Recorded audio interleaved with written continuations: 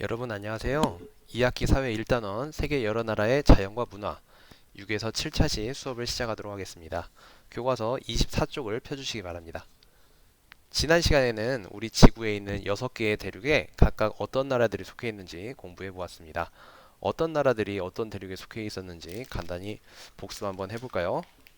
먼저 아시아에는 우리가 살고 있는 대한민국, 그리고 가까운 섬나라 일본이 있고, 세계에서 가장 영토가 넓은 나라 러시아가 있죠. 세계에서 가장 인구가 많은 중국도 있습니다. 좀 더 멀리 떠나보면 콜럼버스가 가고자 했던 인도가 있고요. 인도에서 좀 더 아래로 내려가면 신혼여행 많이 가는 몰디브가 있습니다. 좀 더 서쪽으로 가보면 우리가 중동 지역이라고 흔히 불리우는 서남아시아 지역에 사우디아라비아, 이라크, 카타르, 아랍에미리트, 이런 나라들이 있고요. 그리고 유럽과의 경계 지역을 살펴보면 여러 내전으로 인해서 지구인들의 마음을 아프게 하는 이스라엘, 시리아, 이런 나라들이 있다는 것도 여러분들이 공부를 했었습니다. 또한 아프리카에 속해 있는 나라로는 여러분들이 우리가 흔히 피라미드와 스핑크스로 대표되는 나라 있죠? 바로 고대 문명의 발상지 이집트가 있고요. 그 다음에 도덕교과서에서도 소개되었던 울지마 톤즈 주인공 이태석 신부님이 계셨던 나라 수단이 보입니다. 커피 산지로 유명한 케냐, 에티오피아도 있고요. 그리고 남쪽으로 내려가 보면 저기 인종차별을 극복 중인 그런 나라 남아프리카 공화국도 있죠. 뿐만 아니라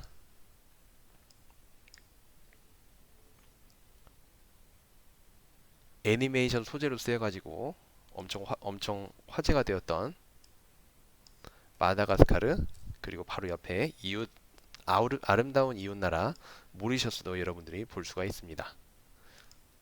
그 다음에 유럽 대륙에서도 한번 살펴보도록 할게요. 유럽 대륙에서 우리가 가장 커다란 나라는 러시아가 있었습니다. 러시아가 있었고, 또 근데 러시아는 아까 여러분들이 아시아에서도 봤었는데 아시아와 유럽 대륙에 여러분들이 영토가 걸쳐 있었다고 이야기를 했었어요. 그 다음에 대항해 시대에 신대륙 발견과 항로 개척을 했었던 에스파냐, 포르투갈이 있고, 그 다음에 해가 지지 않는 나라, 식민지를 워낙 많이 개척해서 여기도 영국, 저기도 영국, 어디서도 영국 국기를 볼 수가 있어서 해가 지지 않는 나라라고 했었대요. 자, 영국이 있고, 자동차 산업으로 매우 유명한 나라 독일도 있죠. 자, 이렇게 여러분들이 지난 시간에 유럽에 있는 나라들도 많이 보았었습니다. 뿐만 아니라 오세아니아 대륙에서 여러분들이 가장 커다란 나라로는 오스트레일리아가 있었죠. 우리가 흔히 호주라고 알고 있는 오스트레일리아도 있고, 근데 오스트레일리아 남동쪽에는 아름다운 자연으로 유명한 뉴질랜드가 있습니다. 뿐만 아니라 오세아니아에는 뭐 투발루, 바누아투 등과 같은 이런 작은 섬나라들이 많이 있는데, 지구 온난화로 인해서 해수면이 높아지면서 많은 걱정을 하고 있다고 하고 있네요. 다음으로 이제 아메리카 대륙을 살펴보도록 하겠습니다. 북아메리카 대륙에는 가장 대표적인 나라, 너무나도 유명한 나라죠. 미국이 있습니다. 미국이 북아메리카에 있어가지고 이제 굉장히 선생님도 옛날에는 미국은 당연히 유럽에 있는 줄 알았어요. 그런데 사실 미국은 원래는 영국의 식민지로부터 시작을 했었어요. 그러다가 이제 나중에 독립을 했고 지금은 다양한 민족이 모여 살고 있죠. 자, 미국의 북쪽에는 캐나다가 있습니다. 캐나다도 굉장히 영국으로부터 식민지 생활을 하다가 독립을 했던 그런 나라이고, 그다음에 미국의 남쪽에는 고대 아즈텍 문명하고 마야 문명이 있었던 멕시코가 있습니다. 그 아래는 우리에게는 캐리비안이라고 많이 알려져 있는 카리브해의 뭐 자메이카라든지 쿠바라든지 이런 섬나라들이 많이 있고요. 자, 그리고 마지막으로 여섯 번째 대륙으로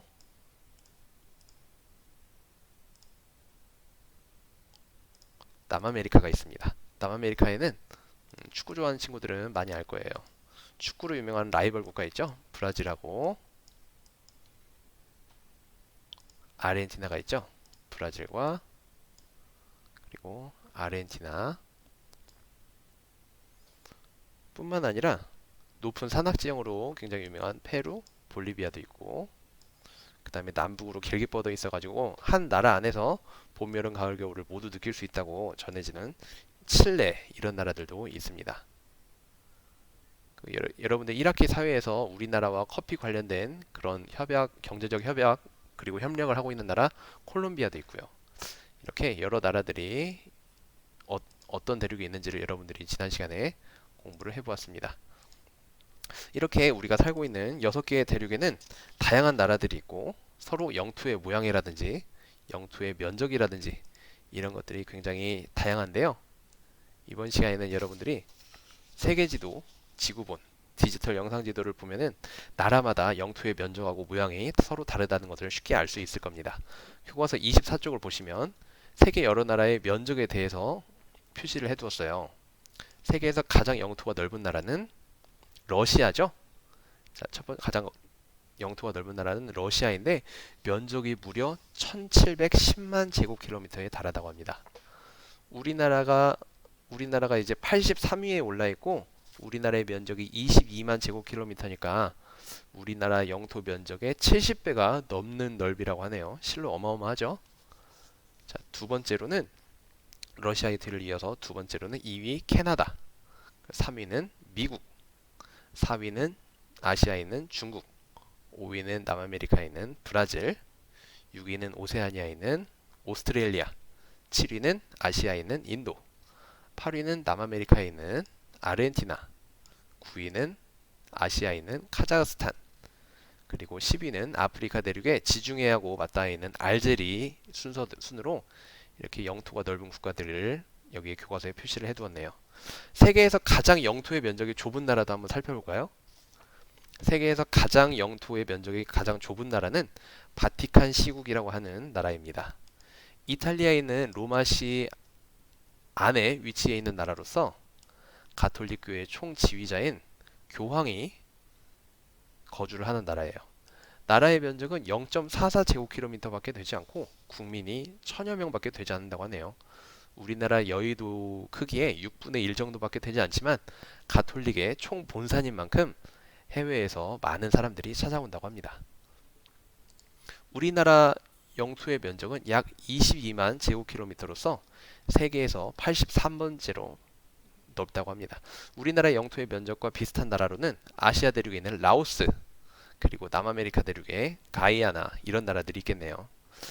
이번에는 여러분들이 세계 지도를 통해서 실제 영토의 면적을 비교해 보도록 하겠습니다. 다음 페이지 26페이지 넘겨주세요.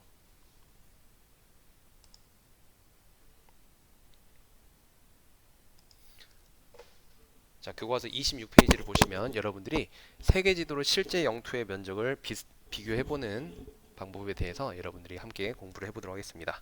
여러분들 수업할 때 두 번째 시간에 여러분들과 함께 세계 지도의 특징에 대해서 공부를 할 때 세계 지도는 사실 실제 지구의 모습과 조금 다를 수 있다는 이야기를 하였어요. 어떻게 달라질 수 있는지 자료화면 함께 보도록 하겠습니다.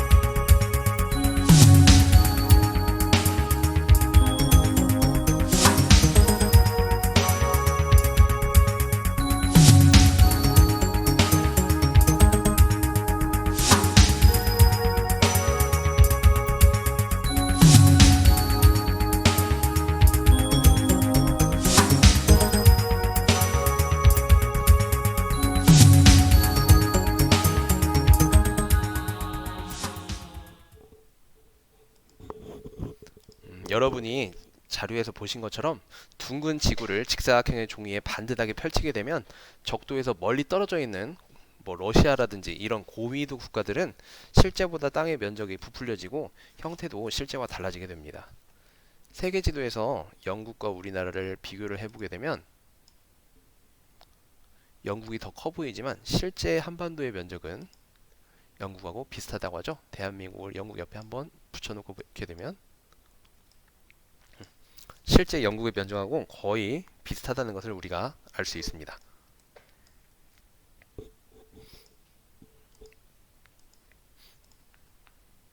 이번에는 러시아와 오스트레일리아도 한번 비교를 해볼게요.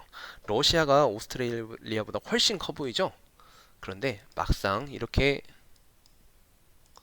세계지도상에서는 그렇게 보이는데 오스트레일리아를 이렇게 옮겨 놓게 되면은 그래요. 막상 옮겨 놓게 되면 러시아가 세계지도상에서는 실제보다 더 커 보이기 때문에 막상 이렇게 붙여 놓으면 러시아 영토의 절반 정도를 오스트레일리아가 차지한다고 하네요. 어떻게 보면 이제 세계지도가 아까 말했던 것처럼 둥근 지구를 직사각형의 종이에 반듯하게 펼치는 거다 보니까 좀 어느 정도의 왜곡이 있을 수 있어요. 자, 그 부분은 여러분들이 꼭 기억을 해주었으면 좋겠습니다. 자, 이번에는 영토의 모양에 대해서 여러분들이 살펴보도록 하겠습니다. 나라마다 영토의 모양도 다양한데요.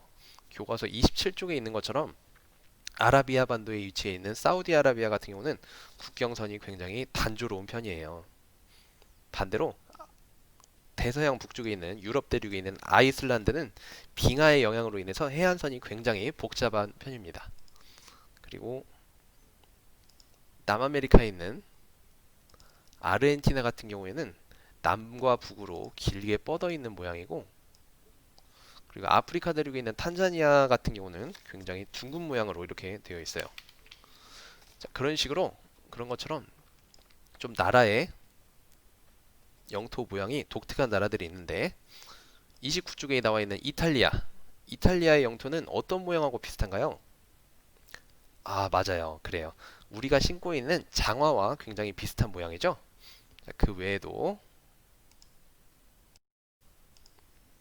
자, 그 외에도 우리가 살고 있는 대한민국의 영토는 호랑이를 그런 닮은 모습이고요. 그리고 남아메리카 대륙의 칠레는 남북으로 정말 길게 뻗어 있죠. 아르헨티나도 남북으로 길게 뻗어 있다고 했는데 칠레는 남북으로 더 길게 뻗어 있어요. 그래서 선생님은 세로의 길이가 가로의 길이가 10배가 넘는다고 해서 갈치를 닮았다고 생각을 해보았습니다. 또 아프리카 대륙은 대륙 전체의 모습이 마치 먹기 위해서 여물 같은 걸 먹기 위해서 머리를 숙이고 있는 말의 머리 같은 모양이라고 그렇게 생각을 해보았어요. 이렇게 나라의 면적이나 이런 모양 같은 경우를 여러분들이 사회과 부도를 통해서 알아볼 수 있겠습니다. 자, 이번에는 나라와 나라 간의 국경선 이야기를 해보도록 할게요.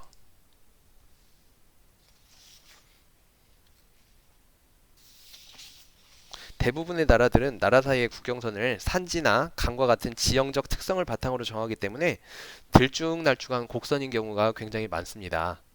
그런데 어떤 나라들은 국경선이 직선으로 되어 있는 경우도 있어요. 대표적인 나라가 우리 북아메리카에 있는 캐나다와 미국인데요.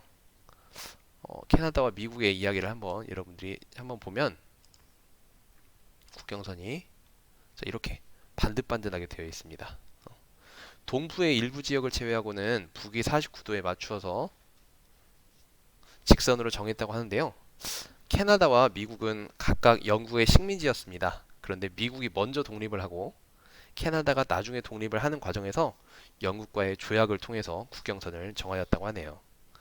그 외에도 우리가 살고 있는 대한민국과 북한도 분단이 되는 과정에서 처음에는 북위 38도 선을 기준으로 흔히 말하는 38선을 반듯하게 그었었다가 나중에 한국 전쟁이 일어난 바람에 지금의 휴전선으로 바뀌게 되었죠. 또 국경선이 직선으로 반듯반듯하게 되어 있는 나라들은 아프리카 대륙에 그런 나라들이 많이 있습니다. 아프리카 대륙들을 보면 많은 나라들의 국경선이 이렇게 되어 있는데 영국, 프랑스, 독일 이런 서구 열강들이 아프리카 대륙을 식민지로 차지하는 과정에서 아프리카 국가들 간의 국경선을 반듯하게 잘라가지고 그렇게 막 정하게 되었고, 그러다 보니까 그 과정에서 원래 하나였던 그런 민족들이 다른 나라로 나뉘어지기도 하고 서로 적이었던 민족이 하나의 나라가 되기도 하고 그런 여러 가지 문제가 발생하게 되었어요. 이런 식으로 말이에요. 여기 보면 서구 열강들이 자기네들끼리 이제 나라를 편하게 식민지를 편하게 나누어 먹으려고 이렇게 나라를 선을 그어 놓은 거예요. 그러다 보니까 여러 아프리카 대륙에 내전 문제가 생기게 되었습니다. 생각을 해보세요. 여러분들과 여러분들의 민족하고 되게 원수처럼 지내던 민족이 있는데 갑자기 서구 열강에 의해서 같은 나라가 되어버리기도 하고 혹은 같은 민족이었는데 서구 열강들이 선을 그어놓는 바람에 다른 나라가 되어버리기도 하고 그래서 아프리카 대륙들의 그런 나라들은 지금까지도 이런 내전 문제로 굉장히 좀 전 세계인들의 마음을 아프게 하고 있네요. 이 문제는 정말 모든 세계인들이 관심을 갖고 잘 평화롭게 해결할 수 있도록 도움을 주고 관심을 꼭 가져야겠습니다. 이번 시간에는 세계 여러 나라의 면적과 모양에 대해서 알아보았습니다. 다음 시간에는 세계지도, 지구본, 디지털 영상지도를 활용하여 세계 여러 나라를 소개해 보도록 하겠습니다. 수고하셨습니다.